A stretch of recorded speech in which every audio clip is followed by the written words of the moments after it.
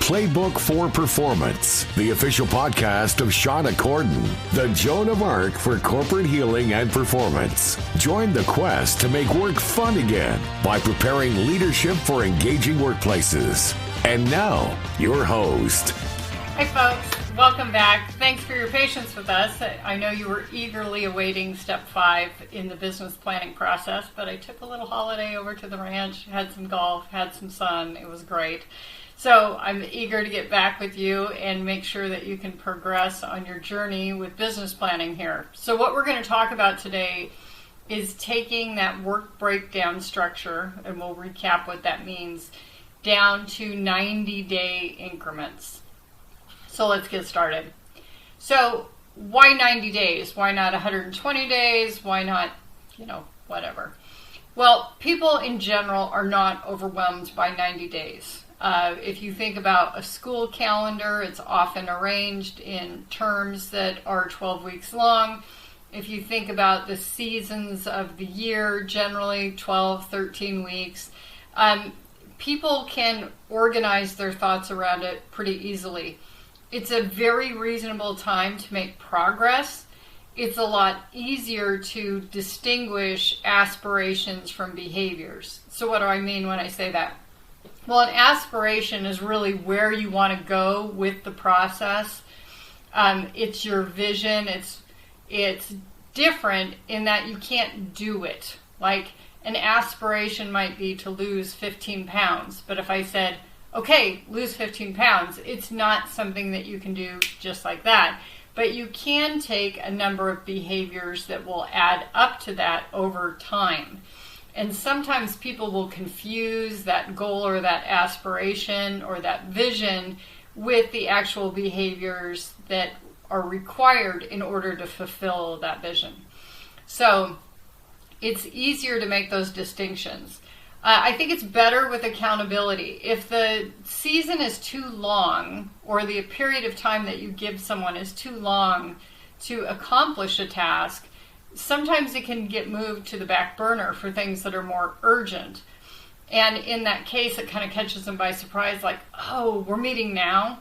In general, I don't like to meet with my clients once a month because they tend to spend time catching me up on things that have happened since the last time we met, rather than getting down into what we need to work on that day.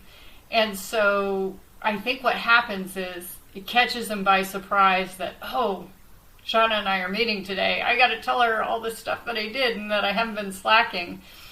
I think when you meet more frequently, you have to stay on top of it. It's like that adage, if you want something done, give it to a busy person. They manage their time better, etc. So that's what I mean about the accountability piece. It's also not so long to get away from you. It's easier to break things down into those bite-sized chunks. Again, if we want to talk about losing 15 pounds over a 12-week period, it's pretty easy to do the math, just dividing the numbers, etc. So that's why 90 days is great. Also, it falls into business quarters where we are reporting, revenue, costs, things like that. So it's a natural period of time. So last time we talked a little bit about the map and the route. So remember that the vision that you have is that final destination of where you're going. So let's pretend we're driving to Dallas, Texas from Central Oregon.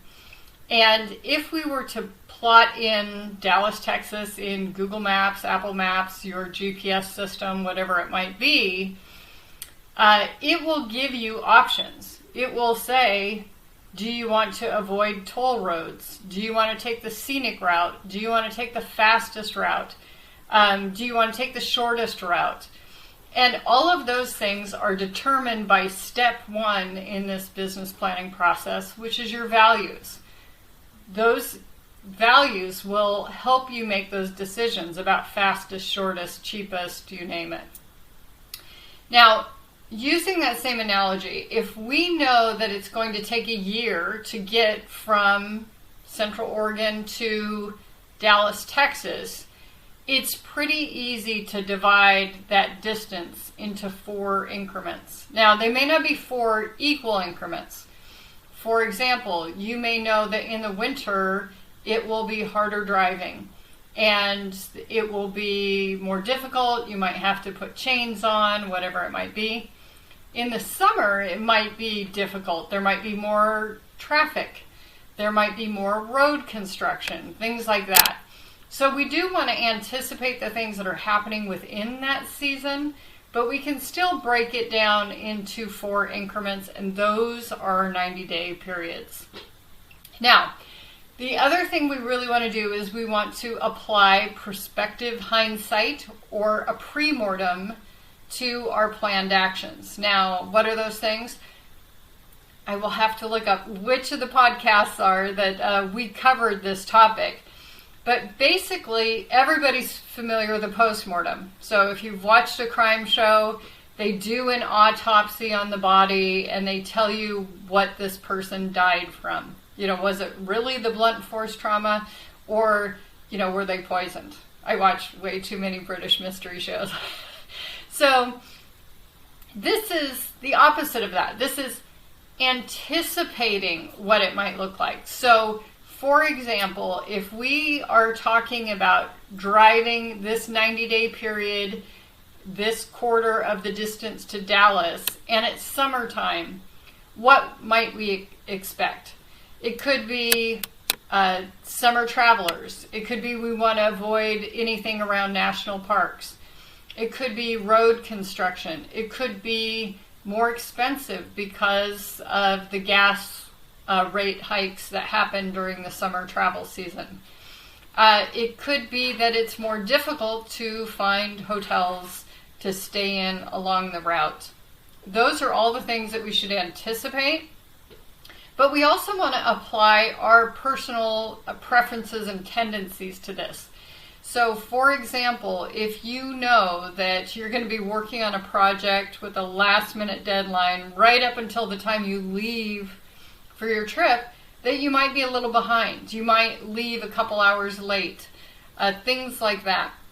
And so when it comes to this prospective hindsight or pre-mortem, what we're really trying to do is anticipate what might happen in general, anticipate what might happen to the people who are directly involved.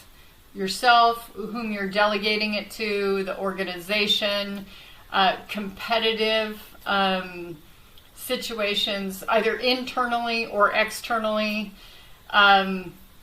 media, politics, you name it. We want to look at all those things as we plan. So remember, the whole reason that we're translating the vision to this 90-day plan is to give the team confidence.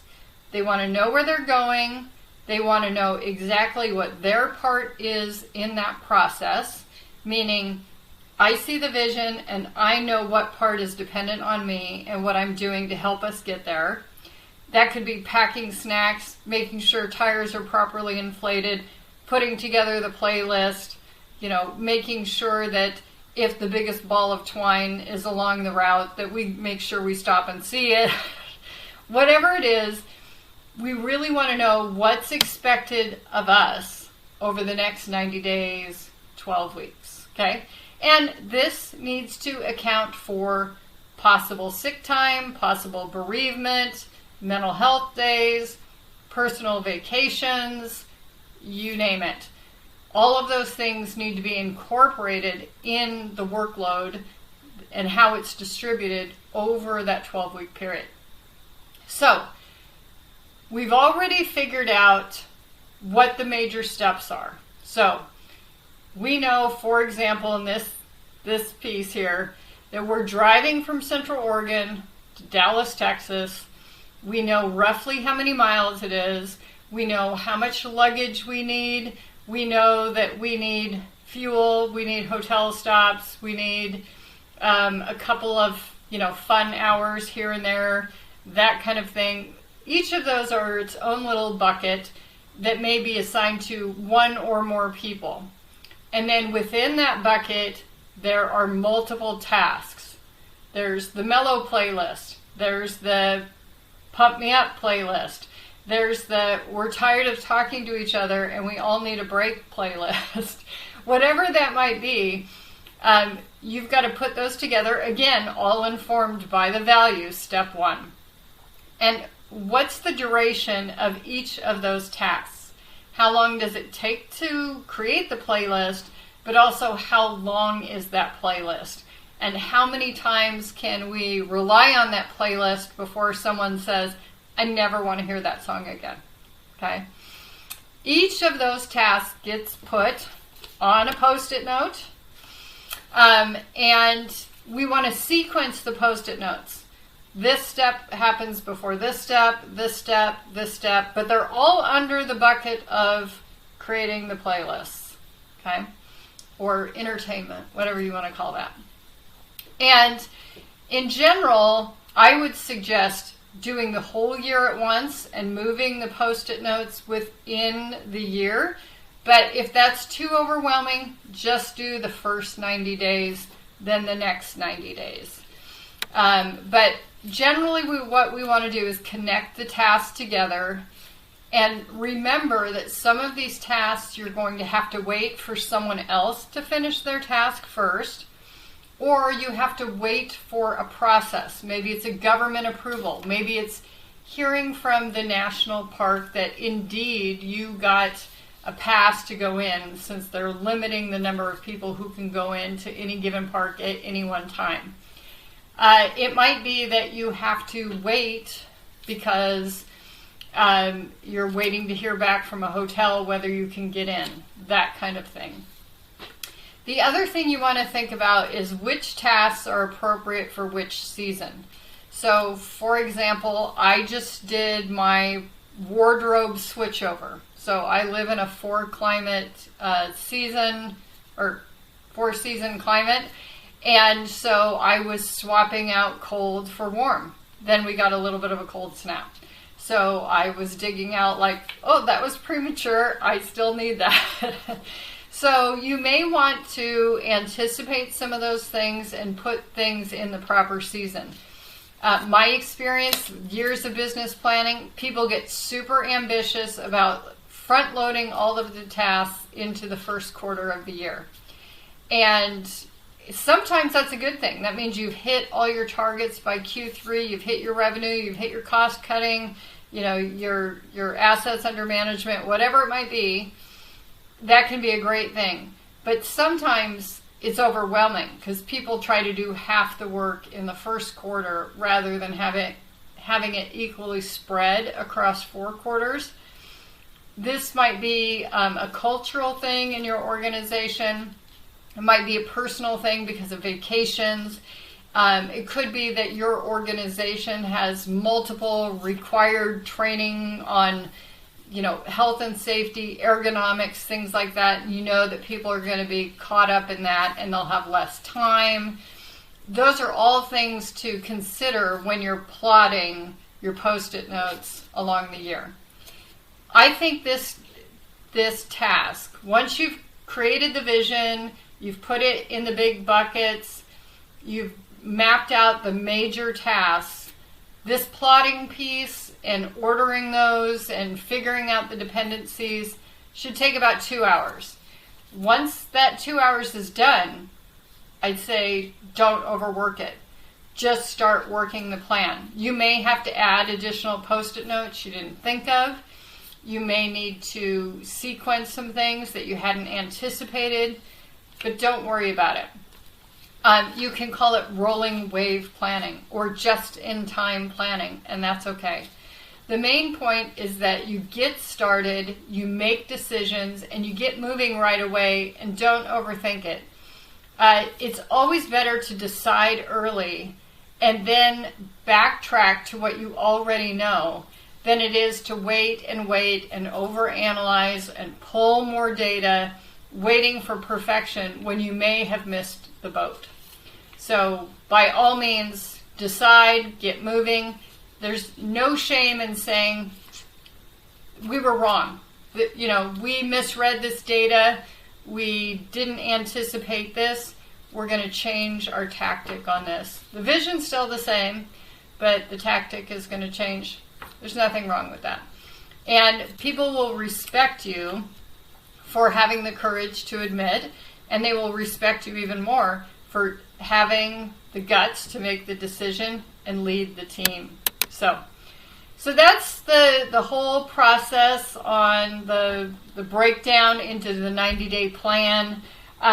Next time we are going to be talking about tracking those 90 days, how to track it, what the specific actions are, what the numbers are that go with every single little post-it in terms of this means 1.5 pounds a week, or this means 12 playlists, or whatever it might mean. But if you're in the middle of this as an entrepreneur, an intrapreneur, if you're in corporate, whatever it might be, it's helpful to get other people on the same page. When I was managing a PMO, lots of people would ask me, is it really that important to have your PMP?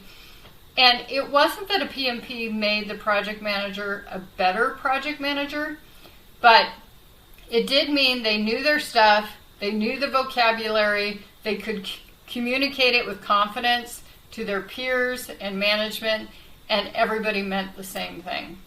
And I think if you invite others to learn this process with you, they're going to have the same vocabulary, they're going to be on the same page, you'll move much faster. So I invite you to include your friends in this process.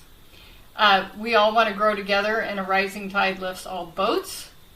If I can come and talk to your team and help you through this process, get you to that 90-day plan, I would love to help you and have you take action towards that vision and those dreams that you have.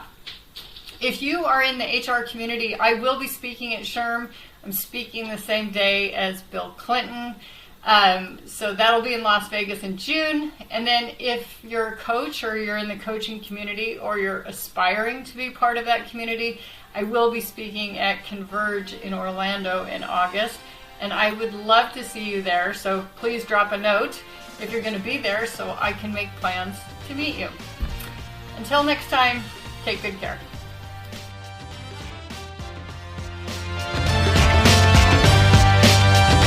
Thank you for listening to Playbook for Performance. To learn more about Shauna Corden, her consulting programs and tools, please visit her website at shaunacorden.com and follow us on social media at Shauna Corden.